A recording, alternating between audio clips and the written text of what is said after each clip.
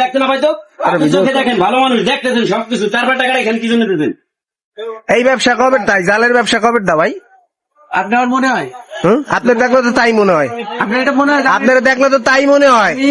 আপনি জাল টাকাটা আপনি কেন দিলেন? জাল টাকা আমি দিইনি, হ্যাঁ আমি দিইনি, আপনি নিজেও দেখিনি। তাই আপনি আপনি না দেখে আপনি কেমনে দিলেন? হ্যাঁ, আমি যদি দেখতাম আপনি জাল টাকাটা কেন দিলেন? আমার টাকাটা আমি নিজেও কিন্তু খেয়াল করি, নাহলে কিন্তু আমি এই টাকাটাকে আমি রক্ষা করতাম।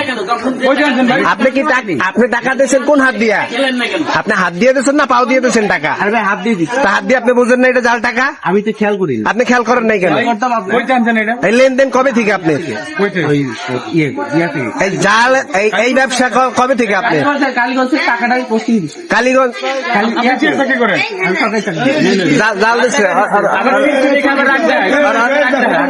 রাগ দেখাচ্ছে টাকাটা ওরা দিলে আমি এর প্রমাণটা নিয়ে আমি তাহলে দেখাচ্ছি ভাই এই সমস্যা প্রুফ দিবেন না।